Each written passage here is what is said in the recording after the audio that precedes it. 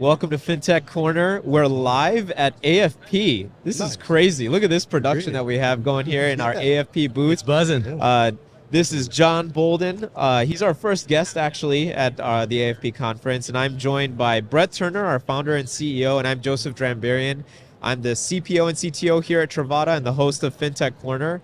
And we're excited because we're going to kick off the AFP event with a podcast. And I bet that nobody else has that in store here at AFP. So we wanted to just dig into, first of all, your background, John. We thought that it might be really fun to kick everything off with some of the stories that you have to tell, because you've definitely been on the bleeding edge of innovation, especially within Treasury. Correct. And I thought if we could just begin by taking a little spin through your history and where you've landed and how things are going, that'd be awesome. Yeah, so I mean, I've been in and around finance for about 20 years, and I've done everything from investment banking, FP&A, and now I find myself in the dynamic space that is corporate treasury. And so with that much experience, I've seen many things, and I know that being able to obtain information quickly is always sort of better than waiting. And that, I think, is one of the things that was the most enticing about Travada to me as a user. And I mean, it's been great seeing the platform develop over the years. And I'm currently at a company called City Storage Systems, probably more affectionately known as CSS. But we're a multinational company, and obviously we have hundreds of bank accounts around the world. So being able to have real-time visibility to our actual cash position is very important, because we also, aside from traditional bank accounts, we have Stripe instances, Alipay, WePay in China, those sorts of things, and those are that is real cash. Yeah, so absolutely. It's very important that we have visibility, like comprehensively. It's interesting. We're kind of in the midst of the soup here of all of the buzzwords, all of the phrases that are being tossed around, whether it's APIs, real-time payments, chat GPT, generative finance, all of the different things that are swirling around. And I was just curious, especially on the API side of the house, which I know has been gaining a lot of traction over the last 5 years. Agreed. We know that we've been pushing that message since the beginning here at Travada. What has it meant for you, kind of being in the thick of it? Multiple roles, multiple implementations of APIs. You've got to see this whole story play out at this point with multiple banks as well. What does it look like on the front lines? Well, uniquely, I guess, all banks are moving at a different pace of adoption, which is unfortunate. However, the larger players are making a substantial effort to adopt the sort of migration of or the maturity of the technology. Yeah. For me, the one thing I do wish that they would do is make more information, more endpoints available, whether it be credit facility information, corporate credit card information. That sort of data set seems to be lagging, but what they're providing from a cash perspective is so valuable. Because it is real information, and you can't have real-time finance without real-time cash. Absolutely. I'll just jump in a little bit. One of the things too that, I mean, you're being modest with your background. I mean, just even like Can't talk all day. Uber, Nike, and I like when we first met you too, right away, you were experiencing some real pain points because you were having to deal with massive amounts of data. Correct. And I think this whole discovery around APIs and how to diversify, all that data became a big issue. Like that you got to, but maybe what a little bit of that pain point where that intersected, where you kind of just like there's just nothing out there that's going to help you solve the problems, and you're seeing it also that it kind of extended beyond even Treasury, that you could see that you're in a position to help solve not only some of the things that you're working on directly on Treasury, but also with other groups. Yeah. So that was a big thing for me, I'd say. And to that point, in our latest implementation, when we connected Stripe, it brought in 1 million transactions. Yeah. So there's no G Sheet or Excel spreadsheet that could good luck gather and arrange, extract, transform, load Yeah. that amount of transaction data. Right. So, we need something like Travada, but then also if you are willing or you have the development resource, the PDE resources to contribute to the platform, that developer environment that you guys have, there's tons that can be accomplished there with, with, users' internal resources being devoted to that Yeah. and seeing what they can create just to help the business run more efficiently. So That's a weird shift that's happening in the space because Absolutely. I think is it fair to say decades at this point, the space has been dominated by point solutions. Yep. Bespoke, built for a specific use case. You use it, you don't really change it. It just is what it is. Correct. The new wave, it seems like, creating this almost data-driven but also developer-driven economy of custom solutions that are built on APIs, that are built on interfaces that you as a business stakeholder can be effectively the product person, if Correct. you will. Absolutely. And they're dynamic enough, I guess Travada's dynamic enough that you can, structure that environment to align with your business, but it's not so rigid that you can't change it. Yeah. Right. And so I think to your point, those are that's a very important feature because businesses change. You add products, you deprecate things, you shut down markets, you add new ones. So you definitely need a solution that is flexible enough to adjust with your business. You fire a bank, you hire a bank, Right. you bring on Stripe, you get rid of this and that, and so yeah. So let me ask you this. It seems like there's a shift happening in the role of Treasury as well. Absolutely. Because if you're not rotating through different corporations and different banks simply spending time implementing these solutions, but instead it kind of seems like you're shifting to more of a strategy, almost product management, thinking through, hey, how can we create real leverage in the business Absolutely. with the data that's flowing through? Mhm. How have you seen your role change over the years? Like what has changed?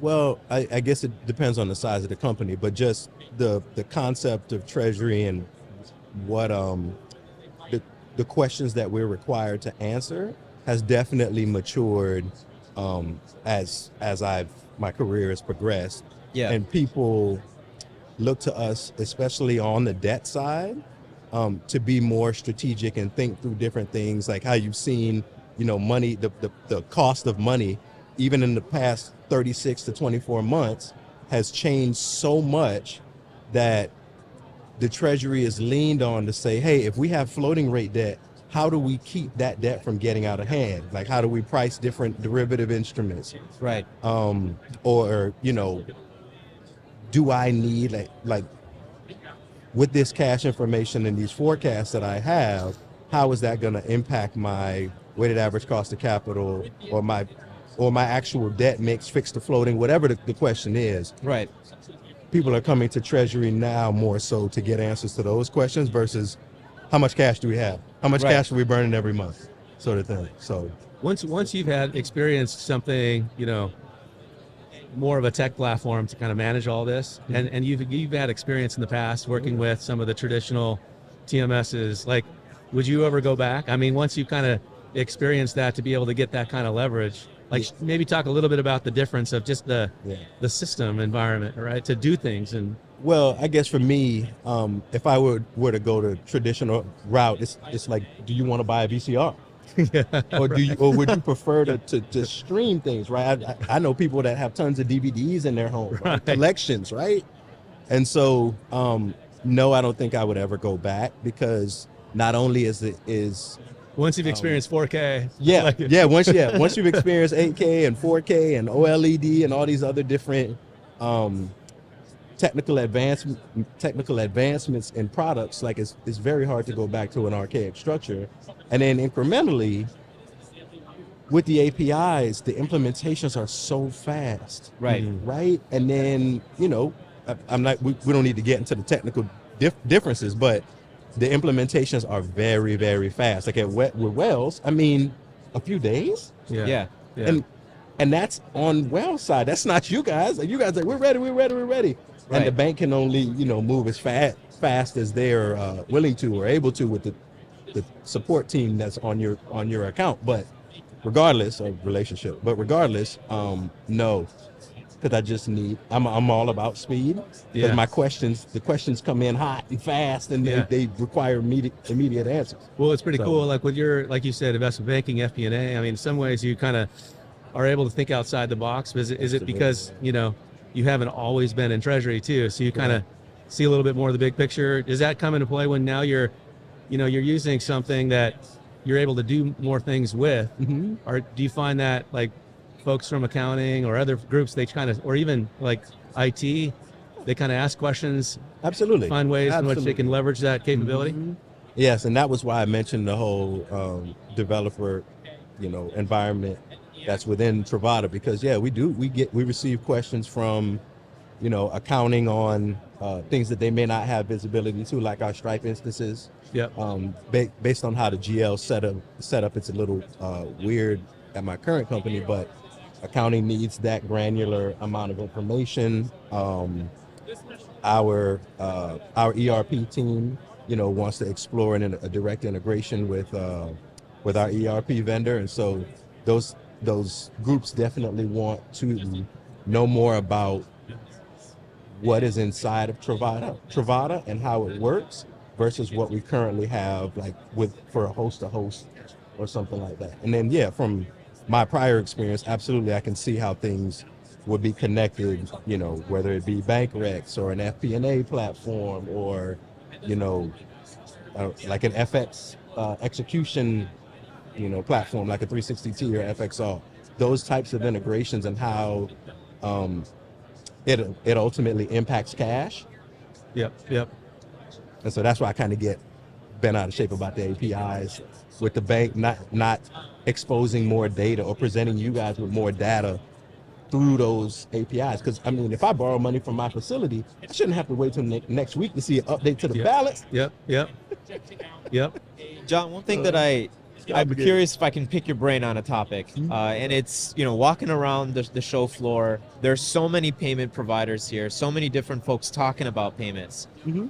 The banks also have been pushing real-time payments, the possibility of new rails like FedNow that are coming. Mm-hmm. Where do you see payments over the next 5 to 10 years moving? And how do you see your interaction currently in your role with payments, especially considering that you have a complex ecosystem that you serve with, your merchant processor environment, all of the different transactions that you said are flowing in, the settlement of those. How does it all play out? And does the payment ecosystem play a role in improving your overall infrastructure? Got it. So I'd say 5 to 10 years, I have no clue, but I definitely would think that money will move faster. Yeah. Especially with things like crypto, like stable coins. Because I think in the next round of politics, stable coins will be adopted like more broadly.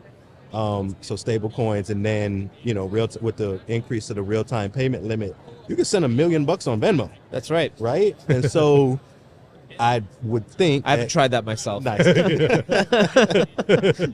Just saying.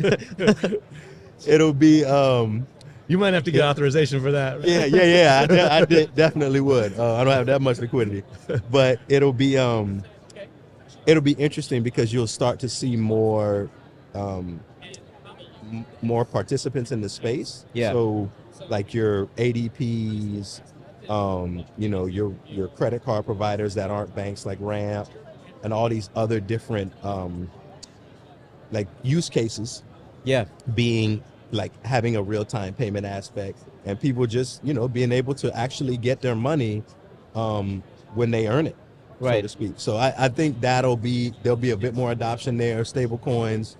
Do you think FedNow kind of starts to come into absolutely, play on the corporate side? Absolutely, yep. And the U.S. I mean, as a country, we've been sort of like dragging a ball and chain on that one with advances like in India and Europe around immediate settlement, like just like with FX and equity. Yeah. Right? Those two asset classes requiring like 2 days to settle a spot trade. Right. Like, guys, come on. right? That's I where sell 10 euros and you want me to wait till Wednesday? Yeah, So- yeah.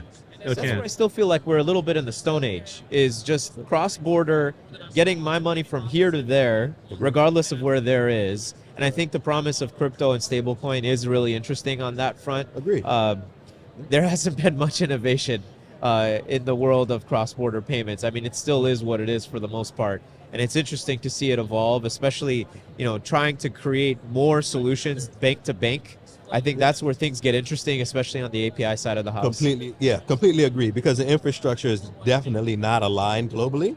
Right. So, with some of the, developing nations, or just the inability for groups to come together to align on things like centralized payments. And the one thing that I always think about is, like, all of San Francisco can't swipe their credit card at once, right? So there'll always need to be capacity in the system for payments. Right. Yeah. Because there isn't enough space to go around, and then we've got 4 networks, right? Yeah. So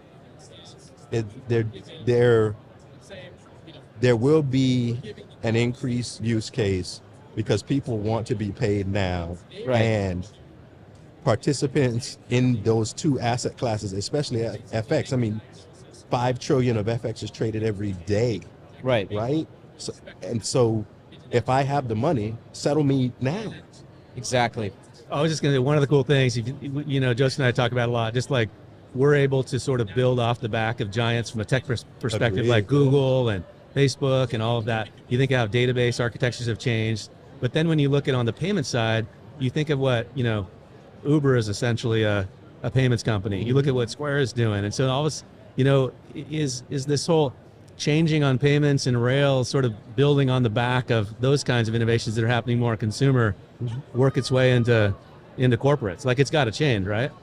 Yeah, absolutely. Yeah, and for us at CSS, we don't outsource our payments, so we're definitely always working and trying to improve our execution. Yeah. So that we don't have payments sort of fall out or be rejected. But I definitely think that for companies that are not as solution or platform forward, I guess, or development forward, like the need is just, it's astounding. It's I have a fun topic, if you'd be interested in diving into it. So we've been hearing a lot about generative AI lately. Well, not lately, since the beginning of the year. Last year, if you've been playing with it, since the first iterations of ChatGPT. I have a couple of questions, but the first one is, where do you see the role of the treasurer being impacted by this type of technology? I could say AI just generally, but I'm going to focus in on generative AI specifically. Yep. So my thoughts on generative AI, I guess, in the Treasury space, stuff is just, it seems not to be necessarily aligned with the discipline. And it's, it's maybe a more, not to knock on marketing, but a more marketing and copy sort of focused technology. The use cases are more apparent there immediately. Yeah. But he and I were having a conversation about FBAR.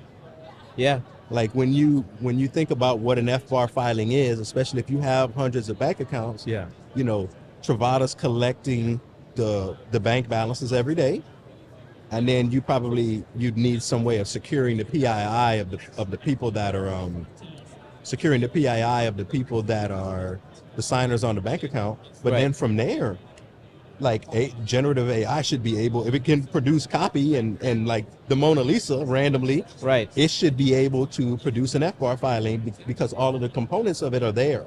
And I mean, that would relieve so much stress on so many people. Yeah.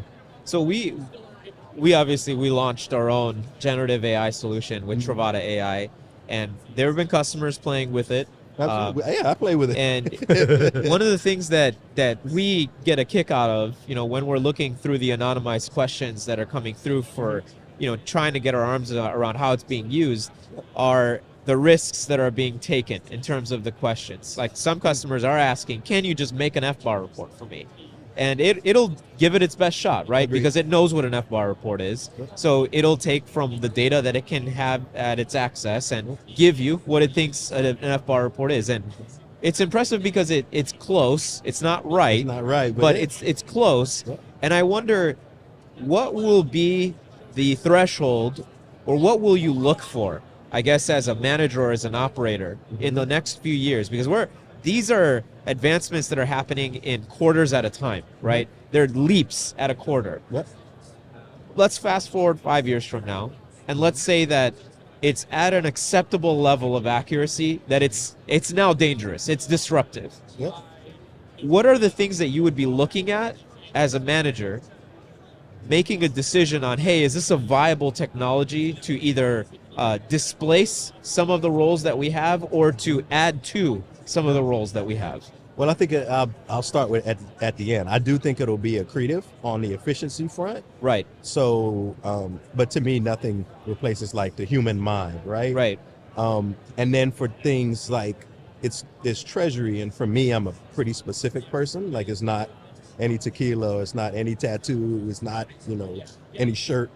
So it has to be right. Right. And I mean all the way right. Anything that's not all the way right is wrong. Right. So I can't use it because then it would put me at risk. So it's a toy Yes. until it is proven 100% correct for every question. Absolutely. Is it also the case, do you think, that as a participant in the technology, in the foreseeable future, you're a participant just out of curiosity, but not as a tool? You said out of curiosity, but not as A tool. no. I'm not a participant out of curiosity because I want to see it advance. Right. It's not a gimmick. It's a pragmatic approach. Like, I want to see it advance because I actually need it. Like I can see the benefits of it, Right. but I'm just apprehensive. what because about it doesn't do math? What about which my job is foundational in that aspect. what about risk management though? You think of like hedging or even forecasting, certain things like you're trying to protect risk, which in some of those cases you might not need an precise number on something, but you Agreed. just need a good Yeah. like where do you start to see some of those, like especially your FP&A background, trying to look at forecasting, things like that. Absolutely. It gets really religious to manage it on your model. On a spreadsheet. You might not have to get in the weeds a Agree. little bit. So if you I agree, because the accuracy then is less important. Like there's some level of precision, but I can deal with a standard deviation. Whereas, what's my cash balance? That actually, that needs to be right. Or Yeah, payments totally. going out or things of that nature. So, Super interesting. John, thank you so Yeah. much for joining us. Yeah, This is an absolutely. amazing discussion. Yeah, it's been Enjoy a your pleasure. time here at AFP, and we'll see you absolutely, around. I've plan to. Thank Yeah, you, John. awesome.